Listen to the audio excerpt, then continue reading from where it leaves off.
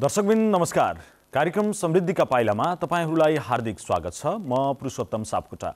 लुम्बिनी प्रदेश सरकार आन्तरिक मामिला तथा सञ्चार मन्त्रालयको सहकार्यमा एनटिभी कोहलपुरले तयार पारेको कार्यक्रम समृद्धिका पाइला तपाईँ हरेक मङ्गलबार साँझ 7:30 बजे र बुधबार बिहान 9:30 बजे एनटिभी कोहलपुरमा हेर्न सक्नुहुन्छ। साथै यो कार्यक्रम एनटिभी न्युजमा हरेक बिहिबार साँझ 7 बजेको समाचार पछि पनि प्रसारण हुने गर्दछ। यस कार्यक्रममा हामी प्रदेश सरकारले गरेका विकास निर्माण, अघि सारेका नयाँ योजनाहरू, शिक्षा, स्वास्थ्य, रोजगारी र सम्भावना लगायतका विषयमा केन्द्रित रहेर चर्चा गर्ने गर्छौं। दर्शकबिन सुरुमा लागौं आजका विषयवस्तुतर्फ।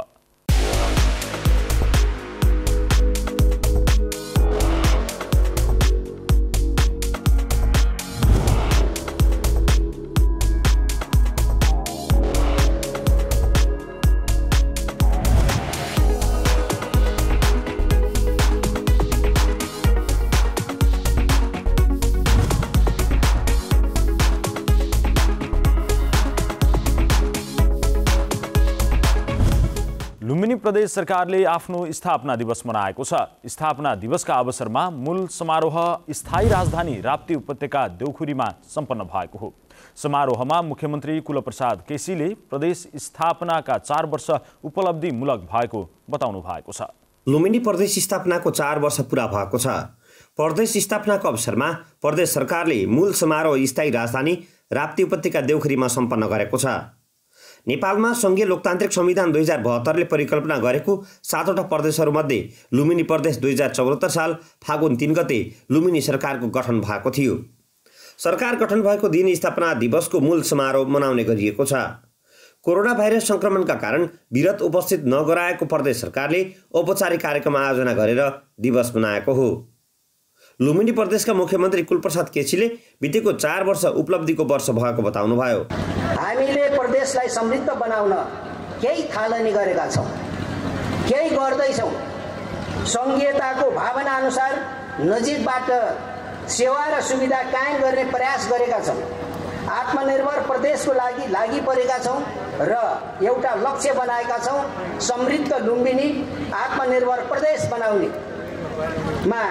माननीय प्रदेश प्रमुखको माध्यमबाट यो मुलुकको थोरै भए पनि हिमाल, पहाड र तराई मधेसको अनुपम बनोटले भरिपूर्ण ऐतिहासिक लुम्बिनी प्रदेश विकास उन्मुख ग्रामीण र सहरी अवस्थित क्षेत्र, पूर्व दाउन्नेदेखि पश्चिम कर्णाली नदीसम्म, उत्तर पुथा सिस्ने हिमालदेखि दक्षिण सुस्ता र नरायणापुरसम्मको विविध भूगोल, विभिन्न समुदायको घना बस्ती र बसोबासले सिकारिएको नेपालमा रहेका सबै जात जातिको मिश्रित सङ्गम स्थलको मध्य नेपाल लुम्बिनी जस्तो धरोहर सम्पदा हामीसँग रहेको छ।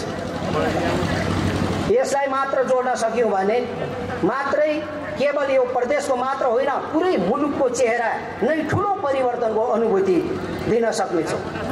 हाम्रो नेतृत्वमा गत श्रावण 28 गते नयाँ सरकारको तर्फबाट प्रदेशभित्रका आम समुदायको स्वास्थ्य क्षेत्रमा मूल समस्याहरूलाई पहिचान गरेर किडनी, मुटुको भल्भ फेर्दा र प्राणघातक क्यान्सर रोग जस्तो पीडितहरूलाई राहत स्वरूप हामीले प्रति व्यक्ति 2 लाखको दरले सहयोग दिने निर्णय गरेका थियौँ। त्यो प्रदेशवासी निमुखा गरिब जनताहरूको निम्ति एउटा ठुलो उत्प्रेरणाको रूपको रूपबाट हामीले स्थापित गरेका छौँ। प्रशासनिक संरचनाका हिसाबले सबभन्दा पहिला मुख्यमन्त्री शैक्षिक सुधार कार्यक्रम मार्फत शिक्षा र स्वास्थ्यलाई उच्चतम प्राथमिकता हामीले राखेका थियौँ र त्यो जारी रहेको छ। प्रशासनिक संरचना र अड्डाहरूको विस्तार र सेवा प्रवाहमा सुविधा तथा दर्जनौं हाम्रा विकासका प्रक्रियाहरूलाई तपाईहरूले सम्बन्धित मन्त्रालयको प्रेजेन्टेसनबाट पनि अनुभूत गरिसक्नु भएको छ कि दर्जनौं पुल, बाटाघाटा, भवन निर्माण कार्यहरू भएका र हुने क्रममै रहेको कुरा यहाँले आजको प्रदेशको स्थिति यो समारोह मार्फत जानकारी भएको छ। प्रदेशलाई समृद्ध बनाउनका लागि जनस्तरमा पुगेर सरकारले काम गरेको उल्लेख गर्नु भएको छ। जनताको आकांक्षाहरूलाई पूरा गर्नका लागि सरकार निरन्तर लागेको बताउँदै त्यसका लागि राजनीतिक एकता र सहकार्य आवश्यक रहेकोमा जोड दिनुभयो। इतिहासको 2224 पर्यटकीय सर्किट निर्माणको परिकल्पना जब साकार हुन सुरु गर्छ, विविध पहिचान र विविध सांस्कृतिक सुन्दरतासँग जोडिएको 12 जिल्लाको विशेषतायुक्त पर्यटकीय सर्किटहरू जोडिन्छ, यो प्रदेश सोचे भन्दा फरक अनुभूतिको संसार हुनेछ। यो सम्भावनाको भविष्यको लागि प्रदेशमा रहेका राजनीतिक शक्ति र पार्टीहरूले राजनीतिक एकता र संस्कारमा फरक पक्षको अनुभूति दिलाउनु र दिनु हाम्रो कर्तव्य बनेको छ। हामीले बोकेको संविधान, यसको कार्यान्वयनमा लोकतन्त्रमा भइरहेका अभ्यासमा आजभोलि देखिएको प्रतिशोधी टकरावले र आयातित एजेन्डाको चक्रव्यूहले मुलुकलाई अस्थिर बनाउने कोसिस गर्ने कुरालाई पन्छाउने साहस र एकता प्रदर्शन यो प्रदेशको पहिचान हुनेछ। सो अवसरमा पूर्वाधार विकास प्राधिकरणले राजधानीको गृहयोजना काम अन्तिम चरणमा पुर्याएको र त्यो काम सकिएपछि पूर्वाधार निर्माणको काम अघि बढ्ने जानकारी गराएको छ। राजधानी क्षेत्रमा जग्गा एकीकरण गर्नका लागि एकीकरण कार्यविधि तयार गर्न थालिएको हो।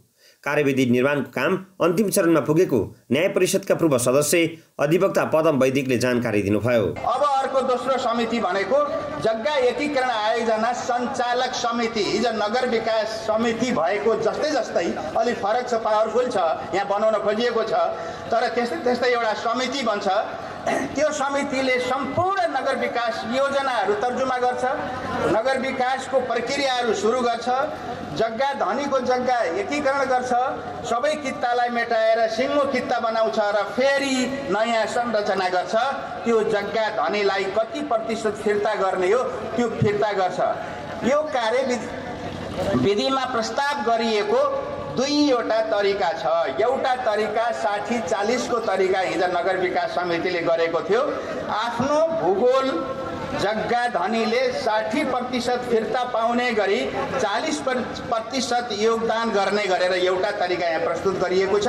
यो अलि भरपर्दो तरिका हो पनि भनिएको छ। अर्को तरिका नमिलेको जमिन रहेछ, म त्यसबाट 60% त लिँदैन, चलन चल्तीको पैसाहरू लिएर म त्यहाँबाट जान्छु भन्यो भने पनि जान सक्ने गरी तरिका पनि यो कार्यविधिले प्रस्तुत गरेको छ।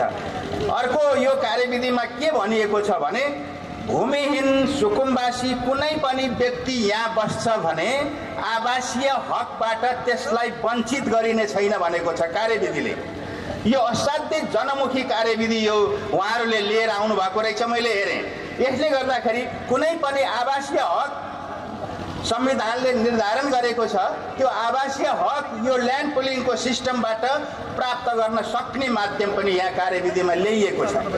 अर्को कुरा सुन्दर पक्ष, यहाँ भएका पुरातात्विक चिजहरूलाई संरक्षण गर्ने, पूर्व अवस्थामै राख्ने र नयाँ खाली ठाउँमा नयाँ बनाउने गरी पनि प्रस्ताव गरिएको छ।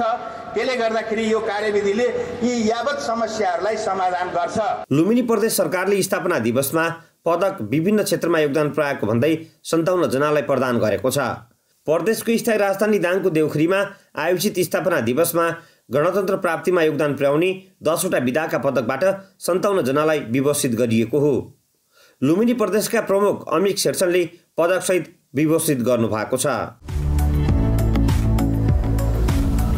लुम्बिनी प्रदेश सरकारले स्थापना दिवसका अवसरमा विभिन्न क्षेत्रमा योगदान पुर्याउनु भएको भन्दै 57 जनालाई प्रदेश पदकले विभूषित गरेको छ।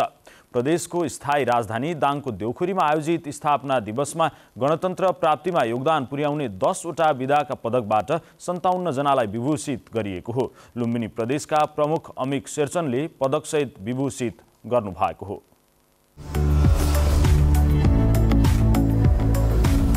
लुम्बिनी प्रदेश सरकारले स्थापना दिवस मनाउन आयोजना गरेको विशेष समारोह स्थलमा प्रदेशको झल्को दिने गरी प्रदेश सरकारका गतिविधि प्रदर्शनी गरिए। प्रदेश सरकार अन्तर्गतका सबै मन्त्रालय र प्रदेश सभाले आफ्ना अलग अलग स्टल निर्माण गरी आफूहरूले अहिलेसम्म गरेका कार्यहरूका बारेमा प्रदेशवासी नागरिकलाई जानकारी दिएका थिए। प्रदेश सरकार स्थापना भएको 4 वर्षको अवधिमा सरकारले गरेका कार्यहरूको बारेमा जानकारी दिने स्टलहरू स्थापना दिवस समारोह स्थलको मुख्य आकर्षण बनेको थियो। कार्यक्रम स्थलमा पुग्नेहरूले स्टल हेर्ने मात्र नभई त्यहाँ राखिएका प्रगति पुस्तिकाहरू लिँदै जाने गरेका थिए। प्रदेश सरकारका मन्त्रालयगत स्टलमा सम्बन्धित मन्त्रालयले गरेका र गर्ने कार्यहरू समेत प्रदर्शनीमा राखिएको थियो। प्रदेश सभा सचिवालयको प्रदर्शनी स्टलमा प्रदेश सभाको गतिविधि झल्कने वृत्तचित्र प्रदर्शनीसँगै 7औं, 8औं र 9औं अधिवेशनका विधेयक सङ्ग्रह राखिएको थियो। मुख्यमन्त्री तथा मन्त्री परिषदको कार्यालयले प्रकाशन गरेको प्रदेश स्थापना दिवसको 4 वर्ष नामक पुस्तक पनि प्रदर्शनी स्थलमा वितरण गरिएको थियो। विधेयक सङ्ग्रह र 4 वर्षीय उपलब्धि पुस्तकले आम नागरिकलाई प्रदेश सरकारका कामबारे यथार्थ जानकारी दिने स्थल प्रदेश स्थापना दिवस बनेको सहभागीहरूको भनाइ थियो। स्थापना दिवस समारोहलाई प्रदेशको झल्को दिने गरी मनाउन प्रदर्शनी स्टलहरू राखिएको प्रदेश सरकारले जनाएको छ। प्रदर्शनी स्टलहरूले संहितापछि जनतासँग प्रदेश सरकार जोडिएको सन्देश दिएको पर्यटन, ग्रामीण तथा शहरी विकास मन्त्री डिल्लीबहादुर चौधरी बताउनुहुन्छ। यसले प्रदेशको एउटा झल्को दिन्छ, मन्त्रालयले गरेका कामहरूको झल्को दिइरहेछ र यो झल्कोले समग्र प्रदेशलाई प्रतिनिधित्व गर्छ र प्रदेश स्थापना दिवसमा एउटा राम्रो कुरा यो स्थलले दिएको कुरा के हो भने संहिता आएपछि डाइरेक्ट जनतासँग जोडिएको कुराहरू आएका छन् र पहिले हामीले भन्ने गरेका के अरे जनतासँग कसरी प्रदेश जोडिन्छ भन्ने कुरा चाहिँ यसले सन्देशमूलक कार्यक्रमहरू दिइरहेछ। कृषि, खाद्य प्रविधि तथा भूमि व्यवस्था मन्त्रालयले लुम्बिनी प्रदेशमा उत्पादित कृषि वस्तुहरू आफ्नो स्टलमा राखेको थियो, जुन कृषकहरूका लागि जानकारी लिने उपयुक्त स्थल बनेको देखिन्थ्यो। खाद्य बालीदेखि वस्तु उत्पादन गर्न प्रयोग गरिने प्रविधिसम्मका सामग्रीहरूले स्टललाई निकै आकर्षण बनाएको थियो। कृषितर्फ नै माटो परीक्षण शिविर र बाली उपचार शिविर पनि स्थायी राजधानीका कृषकहरूको आकर्षण बनेको देखिएको थियो। बाँकेको खजुरामा रहेको बाली संरक्षण प्रयोगशालाले घुम्ती बाली उपचार शिविर राखेर कृषकहरूले ल्याएका बिरुवाको दिनभर परीक्षण गर्दै कृषकहरूलाई उपचार विधिबारे पनि जानकारी दिइरहेको थियो। यस्तै माटो परीक्षण शिविरमा राप्ती गाउँपालिकाका करिब 70 जना कृषकले आफ्नो बारीको माटो परीक्षण गराएका थिए। माटो परीक्षणसँगै उनीहरूलाई माटो तथा मल परीक्षण प्रयोगशालाले माटो स्वच्छता प्रमाणपत्र समेत प्रदान गरेको थियो। आजको दिनमा यस राप्ती गाउँपालिकाका किसानहरूले 67 जना किसानहरूले अहिलेसम्म 67 जना किसानहरूले चाहिँ माटोको नमुना ल्याई र चाहिँ यहाँ जचाएर उनीहरूले चाहिँ माटो स्वच्छता प्रमाणपत्र समेत प्राप्त गरेर उहाँहरूलाई चाहिँ हामीले स्वच्छता प्रमाणपत्र वितरण गरेर पठाइसकेको छौँ। विशेष गरेर स्वच्छता प्रमाणपत्र भनेको के हो भने जस्तो हामी बिरामी हुँदा हामीले चाहिँ ब्लड टेस्ट हरेक कुराहरू टेस्ट गर्छौँ र हामी रिपोर्ट लिन्छौँ। त्यही रिपोर्टको आधारमा हामीले मेडिसिन गर्छौँ भने जस्तै यो हाम्रो माटो जाँच पश्चात पनि स्वच्छता प्रमाणपत्र भन्ने हुन्छ। त्यसमा चाहिँ माटोमा भएको विभिन्न खाद्य तत्त्वहरू है बिरुवालाई आवश्यक पर्ने विभिन्न खाद्य तत्त्वहरू के कति छ हैन, योभन्दा अगाडि कति छ र अहिले अब हामीले थप बिरुवाको लागि चाहिँ कति दिनुपर्ने हो, अब त्यो कुराहरू चाहिँ त्यसमा चाहिँ उल्लेख हुन्छ। किसानको नाम, थर, ठेगाना सहितको प्रत्येक किसानलाई एक एकवटा माटो स्वच्छता प्रमाणपत्र हामी दिने गर्छौँ। विशेष गरेर किसानहरूले चाहिँ आफ्नो माटोको स्पेसल्ली माटोको पीएच के हो हैन, अब त्यो पीएचको आधारमा जस्तो माटोको पीएच भनेको पोटेन्सियल अफ हाइड्रोजन आयन भन्छ। माटोमा भएको अम्लीयपना या चाहिँ क्षारीयपना के छ हैन, एसिडिटी या अल्कलाइन के छ र न्युट्रलाइज छ छैन भन्ने कुरा चाहिँ स्पष्ट हुन्छ त्यसमा। त्यो भइसकेपछि किसानहरूको माटो चाहिँ अम्लीय छ भने हामीले चाहिँ चुना वितरण कार्यक्रम पनि राखेका थियौँ। यद्यपि यहाँका किसानहरूको माटो चाहिँ अम्लीय देखिएन, एसिडिटी देखिएन, तथापि म्याक्सिमम माटोहरू चाहिँ तटस्थ नै छ, न्युट्रल छ। जब माटो तटस्थ हुन्छ भने त्यो माटो स्वस्थ हो भन्ने कुरा बुझिन्छ। पहिलो प्रायोरिटी पहिलो हामीले दिने भनेको पीएचलाई नै हो। त्यस कारणले चाहिँ यहाँको समग्रमा राप्ती गाउँपालिकाभित्रका किसानहरूको माटो चाहिँ हामीले चाहिँ जाँच्दाखेरि लगभग 67 जना किसानहरू मध्येमा 2-3 जनाको मात्रै अल्कलाइन आएको छ, अरू सबै किसानहरूको चाहिँ न्युट्रल छ। न्युट्रल भइसकेपछि त्यो माटो चाहिँ स्वस्थ मानिन्छ। तत्पश्चात हामीले अरू फर्टिलाइजरहरू के कति छ भनेर हेर्दाखेरि नाइट्रोजन, फस्फरस, पोटास हेऱ्यौँ। अब नाइट्रोजन चाहिँ कमी देखियो नाइट्रोजनको, किनभने अहिले चाहिँ फर्टिलाइजर युज गर्दा युरिया, डिएपी अथवा प्राङ्गारिक मल जे छ त्यो प्रयोग गर्दाखेरि स्पेसल्ली के हुन्छ भने नाइट्रोजन चाहिँ तुरुन्तै बिरुवाले लिन्छ र त्यो छिटै सिद्धिने सम्भावना हुन्छ। तत्पश्चात अनि माटोमा नाइट्रोजनको कमी देखिहाल्छ, त्यो स्वाभाविक हो। र चाहिँ फस्फरसको मात्रा चाहिँ एकदम ठिक छ, मिडियम टाइपको छ। र पोटासको मात्रा कुनै मिडियम छ, कुनै हाई छ, कुनै लो छ। एक्ज्याक्टली भन्नुपर्दाखेरि पोटासको मात्रा पनि ठिकै देखिएको छ।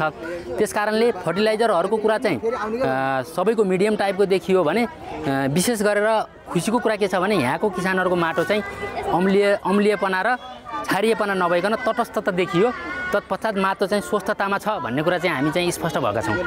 आन्तरिक मामिला तथा सञ्चार मन्त्रालयको स्थलमा मन्त्रालयले गरिरहेका कार्यबारे जानकारी दिने पुस्तिकासहित विपदमा प्रयोग हुने सामग्रीहरू प्रदर्शनीमा राखेको थियो। मन्त्रालयका कर्मचारीहरूले स्थलमा पुग्नेहरूलाई ती बारेमा जानकारी दिने गरेका थिए। प्रदर्शनी स्थलमा भौतिक पूर्वाधार मन्त्रालयले प्रगति बारेमा जानकारी दिने सामग्री राखेको थियो भने स्वास्थ्य जनसङ्ख्या तथा परिवार कल्याण मन्त्रालयले प्रदेशको स्वास्थ्य अवस्थाको बारेमा जानकारी दिने सहित स्वास्थ्य सामग्री पनि राखेको थियो। आर्थिक मामिला तथा सहकारी मन्त्रालयले सहकारी मार्फत उत्पादित चामल, मह लगायतका सामग्री सहित प्रगति विवरण स्टलमा राखेको थियो। श्रम, रोजगार तथा यातायात मन्त्रालय, कानुन, महिला, बालबालिका तथा ज्येष्ठ नागरिक मन्त्रालय, शिक्षा, विज्ञान, युवा तथा खेलकुद मन्त्रालय लगायतका प्रदेश सरकारका सबै मन्त्रालय, योजना आयोग लगायतका स्टलहरू मार्फत प्रदेशवासीले अहिलेसम्मका प्रगतिका बारेमा जानकारी लिइरहेका थिए। प्रदर्शनीमा राखेका स्टलहरूको लुम्बिनी प्रदेश सरकारका मन्त्रीहरू, सचिवहरू लगायत कार्यक्रममा सहभागी हुन पुग्नुभएका सबैले निकै चासोपूर्वक अवलोकन गर्दै जानकारी लिनुभएको थियो।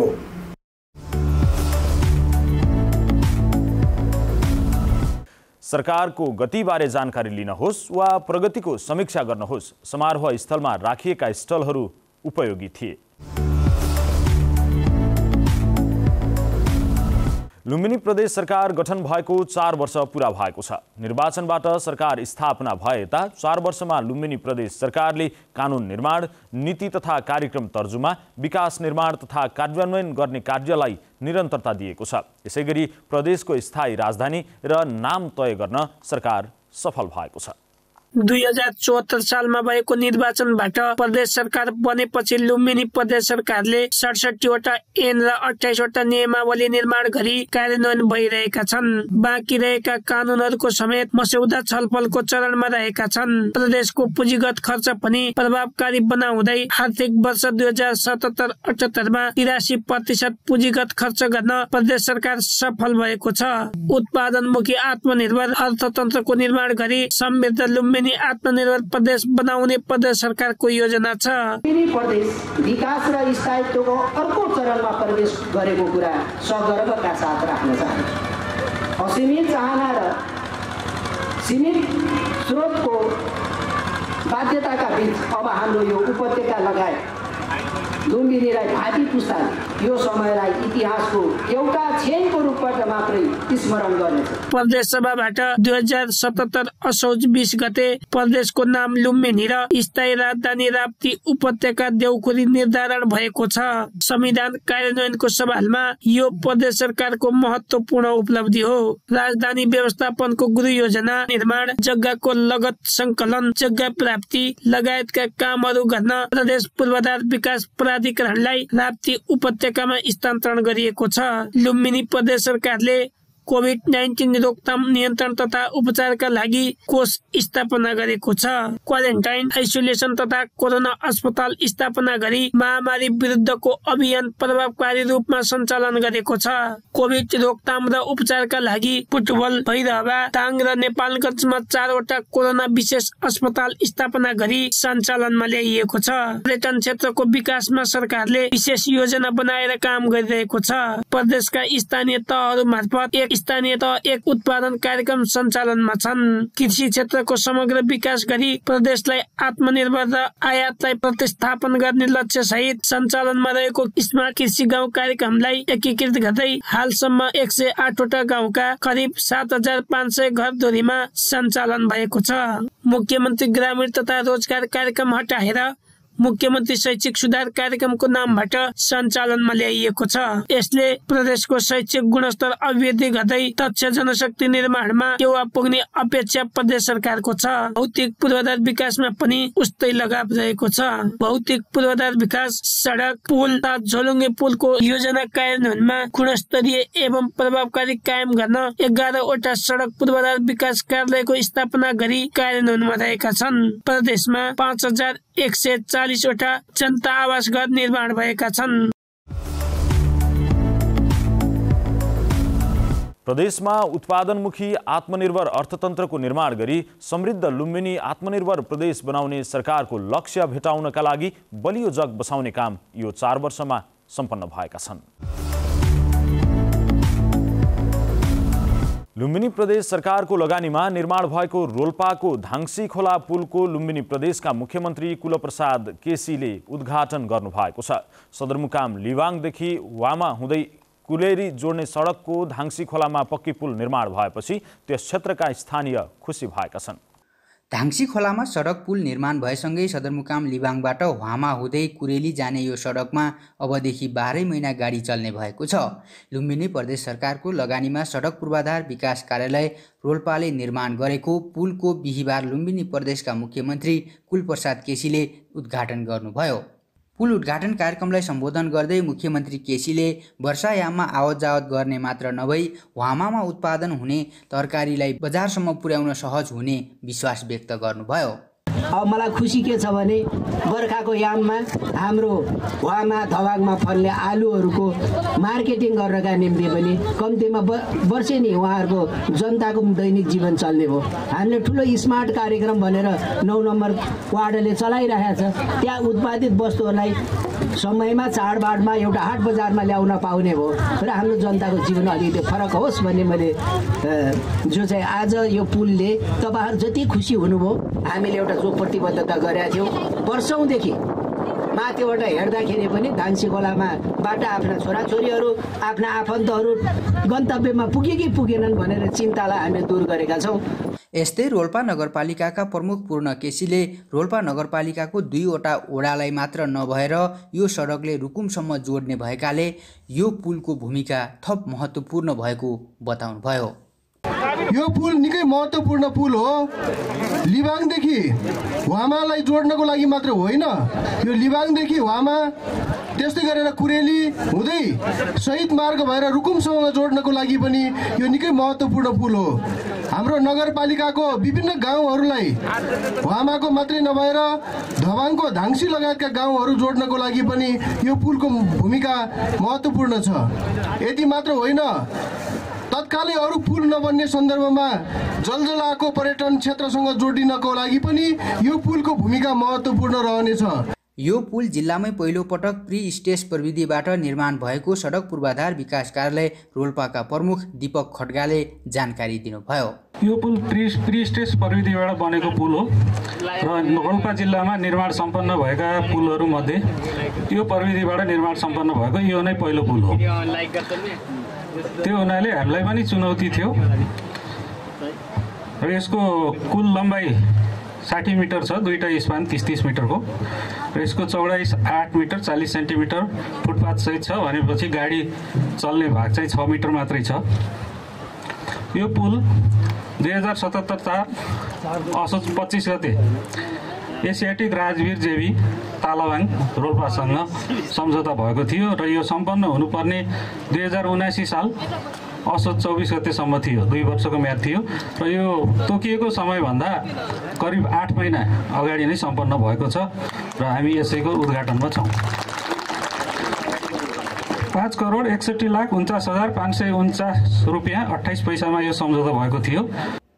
पुलको अभावकै कारण यो सडक हिउँदको समयमा नियमित सञ्चालन भए पनि वर्षायाममा भने बन्द हुने गरेको थियो। वर्षायाममा गाउँबाट धाङसी खोलासम्म सहज रूपमा आउने भए पनि यहाँबाट भने जोखिमपूर्ण तरिकाले यात्रा गर्नुपर्ने बाध्यता रहेकोमा अब भने त्यो बाध्यताको अन्त्य भएको रोल्पा नगरपालिका 9का वडा अध्यक्ष मिमबहादुर घरतीले बताउनुभयो।